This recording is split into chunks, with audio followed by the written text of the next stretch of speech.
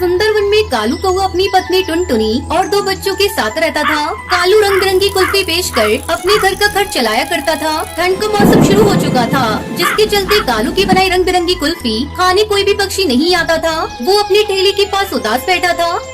क्या करूं, कुछ समझ में नहीं आ रहा है। ठंड इतनी बढ़ गई है कि कोई बर्फ कुल्फी खाना ही नहीं चाहता। ऐसे ही कुछ दिन चलता रहा तो मैं रोड पर आ जाऊंगा। घर में पत्नी और बच्चे का खर्च अब मैं कैसे पूरा करूंगा। शाम में कालू थका हारा घर लौटा। आज भी उसकी कुछ भी कमाई नहीं हुई थी। तब तक आप लोग कमेंट पे बताएं 123 - 89 कितने होते हैं।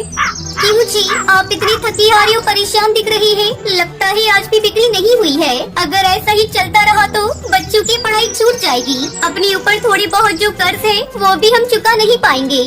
यही तो मैं भी सोच रहा हूँ टुनटुनी, इस ठंड में कोई बर्फ कुल्फी खाना ही नहीं चाहता। तभी टुनटुनी के दोनों बच्चे स्कूल से घर आ जाते हैं। बच्चों, तुम लोग थोड़ी देर रुको। मैं तुम्हारे पिताजी के लिए बर्फ कुल्फी बना रही हूँ। तुम लोगों के लिए भी बना देती हूँ। नहीं माँ, आज हमें बर्फ कुल्फी नहीं खानी। तुम पिंकी को कुल्फी खिलाओ। मुझे तो आज मैगी खाने का मन हो रहा है। तुम्हें पता है माँ, मेरी सहेली आज स्कूल में गर्मा गर्म मैगी खा रही थी। उसे देखकर मेरे मुँह में पानी आ गया। माँ, मैं भी आज मैगी खाऊंगी। मुझे तुम 5 रुपए दो ना, मैं अभी जाकर मैगी के पैकेट खरीद कर लाती हूँ। टुनटुनी पिंकी को 5 रुपए देती है। जा पिंकी, जल्दी से मैगी खरीद कर ला। मैं तुम लोगों के लिए मैगी बना देती हूँ। थोड़ी देर बाद टुनटुनी बच्चों को मैगी बनाकर देती है। बच्चों को मैगी खाते देखकर टुनटुनी अपने पति से कहती है, सुनते हो जी, आजकल बच्चे और बड़े सभी मैगी खाना पसंद करते हैं। तुम भी बर्फ कुल्फी की जगह गर्मा गर्म मैगी बेचना शुरू कर दो। अरे नहीं टुनटुनी, जहाँ मैं कुल्फी बेचता हूँ वहाँ कई ठेले पर मैगी बिकती है। हमें कुछ अलग सोचना होगा। तो तुम कुल्हड़ चाय बेचो। कुल्हड़ चाय तो सभी चाव से पीते हैं। टुनटुनी, मैं सोच रहा हूँ क्यों ना मैं कुल्हड़ मैगी बेचूं। अरे ये तो बहुत बढ़िया आइडिया है। मैं कल तुम्हारे लिए बहुत सारी मैगी और मिट्टी की कुल्हड़ बना दूंगी। टुनटुनी, ऐसा करो, कल से तुम भी मेरे साथ चलो। हम दोनों मिलकर कुल्हड़ मैगी बेचेंगे। अगले दिन टुनटुनी अपने पति के ठेले पर कुल्हड़ मैगी बेचने जाती है। आइए आइए, गर्मा गर्म कुल्हड़ मैगी खाइए। मुंबई की मशहूर कुल्हड़ मैगी आपके जंगल में पहली बार बिकने के लिए आई है। टुनटुनी की आवाज सुनकर कुछ पक्षी टुनटुनी के ठेले पर आते हैं। अरे बहन, मैंने तो पहली बार कुल्हड़ मैगी का नाम सुना है। जरा मुझे और मेरी दोस्त को कुल्हड़ मैगी खिलाइए। टुनटुनी अपने दोनों ग्राहकों को कुल्हड़ मैगी खाने के लिए देती है। अरे वाह, इस मैगी का तो कोई जवाब नहीं। इसका स्वाद तो बहुत अच्छा है। कुछ ही घंटों में टुनटुनी की बनाई हुई सारी कुल्हड़ मैगी बिक जाती है। ये देखकर दोनों पति पत्नी बहुत खुश होते हैं।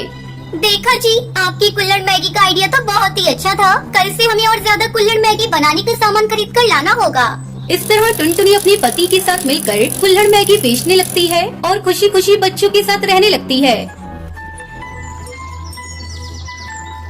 बरसात का मौसम था। एक दिन बच्चों की टोली में सबसे बदमाश कालू कौआ सारे पक्षी बच्चों से कहता है, अरे जब से छुट्टियाँ हुई हैं, रोज हम लोग वही जामुन और शहतूत के फल खाया करते हैं। तुम सब अगर तैयार हो तो आज मैं तुम लोगों को एक बड़ा सा आम का पेड़ दिखाता हूँ। वहाँ चलकर हम लोग जी भर के आम खाएंगे। अरे तुम्हें कहाँ मिल गया ये आम का पेड़? हमारे जंगल में तो ऐसा कोई पेड़ नहीं है जहाँ पर जाकर हम मुफ्त में आम खा सके। अरे तुम लोग चलो तो सही, वो पेड़ थोड़ा दूर जाकर है, लेकिन उस पर बहुत स्वादिष्ट और बड़े बड़े आम लगे हुए हैं। तुम उस जंगल के सुनसान इलाके में पड़ने वाली आम के पेड़ की बात तो नहीं कर रहे हो? ना बाबू ना, हम लोग वहाँ नहीं जाने वाले। मेरी माँ ने वहाँ जाने से मना किया है। अरे तुम तो होगी डरपोक। अपने साथ साथ हमें क्यों डरा रही हो टुनटुनी चिड़िया? अरे तुम्हें नहीं चलना तो मत चलो, तुम यहाँ रहो और ये जामुन खाओ। हम तो उस पेड़ पर आम खाने जा रहे हैं। सारे पक्षी कालू की बात से सहमत हो जाते हैं और सुनसान स्थान पर लगे हुए उस आम के पेड़ पर आम खाने चले जाते हैं। अरे वाह कालू, तुम तो सच कहते थे। इस पेड़ पर तो बहुत सारे आम लगे हैं। अब हम लोग रोज यहाँ पर आम खाने आया करेंगे। पक्षियों की बात सुनकर उस पेड़ पर रहने वाले जादूगर की नींद टूट जाती है। अरे वाह, पक्षियों के बच्चों की आवाज। मेरे आम के पेड़ पर फल खाने की कीमत अब इन बच्चों को अपनी जान देकर चुकानी पड़ेगी। आज तो इन बच्चों को खाकर मैं अपनी बरसों की भूख मिटा लूंगा। अब इन बच्चों में से मैं किसी को भी नहीं छोड़ूंगा। दुष्ट जादूगर पक्षियों के बच्चों पर हमला करने ही वाला होता है कि तभी हरिया काका वहाँ से गुजरते हैं। अरे बच्चों, तुम लोग इस पेड़ पर बैठकर क्या कर रहे हो? क्या तुम्हारे माता पिता ने तुम्हें नहीं बताया कि इस पेड़ से आम खाना मना है? चलो जाओ यहाँ से। हरिया काका को वहाँ देखकर सारे पक्षी बच्चे डर जाते हैं और तुरंत वहाँ से उड़ जाते हैं। ये कैसे हो सकता है? मेरे इतने करीब आकर मेरा शिकार मेरे हाथों से निकल गया। इन बच्चों की महक मेरी भूख को और भी बढ़ा रही है। अब मैं इन बच्चों को खाए बिना नहीं रह सकता। कोई उपाय तो ढूंढना ही होगा। इसके बाद दुष्ट जादूगर बच्चों को शिकार करने के लिए एक उपाय सोचता है। अगले दिन जादूगर एक साधारण कौवे का भेष बदल कर जंगल में आम बेचने आता है। आम ले लो आम, ताजे ताजे आम, मीठे रसीले आम। मेरे आम इतने ताजे और रस भरे हैं कि जो इन्हें एक बार खाता है वो दोबारा खाए बिना रह नहीं पाता। आम बेचने वाले कौवे की आवाज सुनकर सबसे पहले बंटी कबूतर बाहर निकलता है। अरे आम बेचने वाले, तुम्हारे आम तो वाकई बहुत बड़े और रसीले लग रहे हैं। ऐसा लगता है जैसे तुम उसी पेड़ से तोड़कर ये पीले आम लाए हो। बंटी कबूतर उस जादूगर की बातों में आ जाता है और जैसे ही वो शाम को खाता है वो जादूगर के वश में आ जाता है। एक शिकार का इंतजाम तो हो गया, बाकी के शिकार को और ढूंढना है। मैं किसी को भी नहीं छोड़ूंगा। तुम सबको चुन चुन के अपने आम के पेड़ पर ले जाऊंगा। इसके बाद बंटी कबूतर सम्मोहित होकर खुद ही शाम के पेड़ के पास जाने लगता है। थोड़ी दूर जाने पर इससे पहले कि कोई और पक्षी मुझे देखे, जल्दी जल्दी उन बच्चों को ये आम खिला देता हूँ और पकड़कर अपने पेड़ पर ले जाता हूँ। तभी जादूगर को टुनटुनी चिड़िया अपने घर के बाहर खेलती हुई दिखाई पड़ती है। अरे आओ आओ छोटी चिड़िया, तुम्हें भी आम बहुत पसंद है ना? लो मेरे आम खाकर देखो। नहीं नहीं, मेरे पास आम खरीदने के लिए पैसे नहीं है। मुझे तुम्हारे आम नहीं चाहिए। तुम्हारे जैसे छोटे छोटे बच्चों को मैं मुफ्त में आम देता हूँ। मैं तुमसे पैसे नहीं लूंगा। आओ मेरे पास, आम देखो कैसा है। नहीं, मैंने कहा ना मुझे आम नहीं चाहिए। मेरी माँ ने अजनबी पक्षियों से कुछ भी लेने को मना किया है। बड़ी जिद्दी है ये चिड़िया, लगता है ऐसे नहीं मानेगी। इतना कहकर वो अपने जादूगर रूप में आ जाता है। मैंने कहा ना, जल्दी से आम खा ले। खा जल्दी से, जल्दी खा। जादूगर जबरदस्ती टुनटुनी चिड़िया के मुंह में आम का टुकड़ा डाल देता है, जिसके बाद वो भी सम्मोहित होकर वहाँ से आम के पेड़ की ओर उड़ जाती है। इसी तरह वो दुष्ट जादूगर बारी बारी से जंगल के सभी पक्षियों को वश में करके अपने आम के पेड़ पर ले जाता है। कुछ देर बाद जंगल में अपने बच्चों को गायब पाकर सारे पक्षी रोने लगते हैं।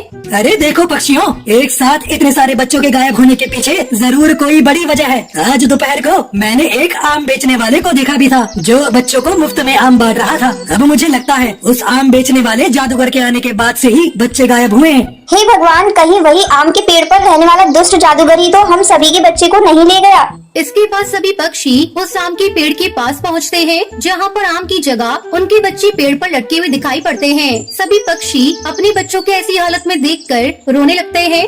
अगर अपनी जान प्यारी है तो सब के सब चले जाओ, वरना तुम्हारे बच्चों के साथ साथ आज तुम लोग भी मारे जाओगे।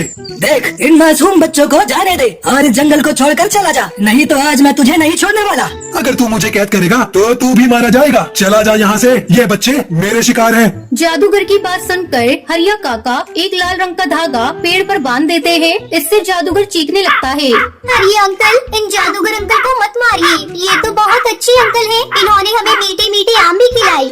बच्चों की मासूम बात सुनकर जादूगर को अपने किए पर बहुत पछतावा होता है और वो माफी मांगकर सभी पक्षी बच्चों को आजाद कर देता है। सभी बच्चे भी और सभी पक्षी जादूगर को धन्यवाद करते हैं और वहाँ से चले जाते हैं और खुशी खुशी रहने लगते हैं। ये कहानी है सीतापुर गांव के एक छोटे से जंगल में रहने वाली टुनटुनी चिड़िया की, जो अपनी माँ के साथ उसी जंगल में एक आम के पेड़ पर रहती थी। टुनटुनी चंचल थी, लेकिन वो चीजों को जल्दी समझ नहीं पाती थी। टुनटुनी की माँ गरीब थी और वो बहुत मुश्किल से अपना टुनटुनी का खर्चा उठाती थी। टुनटुनी की माँ मेहंदी बेचने का काम करती थी। टुनटुनी की माँ का नाम टूनी था। एक दिन जब टुनटुनी अपनी सहेलियों के साथ खेल रही थी, तब एक सहेली पिंकी चिड़िया ने टुनटुनी से कहा, सुन टुनटुनी, हम सब मेहंदी सीखने जाएंगे, तू भी चल हमारे साथ। नहीं, मैं नहीं जा सकती। क्यों नहीं जा सकती तू? क्योंकि मेरी माँ के पास इतने पैसे नहीं है। ये कहते हुए टुनटुनी चिड़िया की आंखें भर आई थी। तभी एक दूसरी सहेली ने टुनटुनी से कहा, टुनटुनी, तू नहीं जा सकती तो कोई बात नहीं। अगले दिन टुनटुनी की सारी सहेलियां मेहंदी सीखने के लिए चली गई। जब टुनटुनी की माँ अपने घोंसले में पहुंची तो उसने जो देखा वो देखकर उसे बहुत दुख हुआ। टूनी चिड़िया टुनटुनी को रोता देखकर घबरा जाती है और उससे पूछती है, क्या हुआ टुनटुनी? पहले टुनटुनी कुछ नहीं कहती, फिर माँ के बहुत पूछने पर वो अपनी सहेलियों के साथ हुई बात के बारे में बताती है। टुनटुनी अपनी माँ से कहती है, माँ, हम इतने गरीब क्यों हैं? ये कहते कहते टुनटुनी और फूट फूट कर रोने लगती है। ये देख उसकी माँ भी खुद को रोक नहीं पाती और टुनटुनी को अपने सीने से लगाकर रोने लगती है। ये सब एक दूर बैठा हरी तोता देख रहा था। हरी तोता टूनी चिड़िया के पास गया। हरी तोते ने टूनी चिड़िया से पूछा, क्या हुआ टूनी बहन?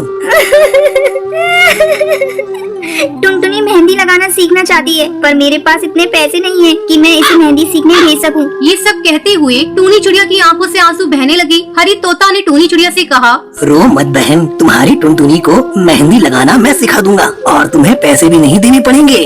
सच तोता भैया, आप सिखाओगे? हरी तोते ने हाँ में सर हिलाकर जवाब दिया। टूनी चिड़िया ने टुनटुनी चिड़िया से कहा, सुन टुनटुनी, तू मेहंदी लगाना सीखना चाहती थी ना? हाँ माँ, कल से तुझे तोता भैया मेहंदी सिखाएंगे। ये बात सुनकर टुनटुनी की आंखें खुशी से चमक उठती है। अगले दिन से हरी तोता ने टुनटुनी को मेहंदी लगाना सिखाना शुरू कर दिया। हरी तोता ने टुनटुनी को कठिन मेहंदी डिजाइन को भी आसानी से बनाना सिखा दिया। कुछ दिन बाद टुनटुनी मेहंदी लगाने की कला में निपुण हो गई थी। उधर टुनटुनी की सहेलियां भी मेहंदी सीख चुकी थी। सबको इस बात पर बहुत गर्व हो रहा था, परंतु टुनटुनी की एक सहेली जिसका नाम सुंदरी कौवी था, वो ये कहती है कि मैं तुम सबसे ज्यादा अच्छी मेहंदी लगाती हूँ। ये बात कहकर वो वहाँ से चली जाती है। सुंदरी कौवी अपनी कला पर घमंड करने लगी थी। इधर टुनटुनी ने जंगल की दूसरी चिड़ियाओं को मेहंदी लगाना शुरू कर दिया था और पक्षियों को उसकी लगाई मेहंदी बहुत पसंद भी आती थी। टुनटुनी चिड़िया मेहंदी लगाने के लिए धीरे धीरे प्रसिद्ध होने लगी और अब उसे मेहंदी लगाने के पैसे मिलने लगे थे, जिससे उनकी गरीबी काफी हद तक दूर हो गई थी। टुनटुनी और उसकी माँ इस बात को लेकर बहुत खुश थे। जब इस बात का पता टुनटुनी की सहेलियों को चला तो उससे मिलने के लिए गई। टुनटुनी अपनी सहेलियों से मिलकर बहुत खुश हुई, परंतु सुंदरी कौवी को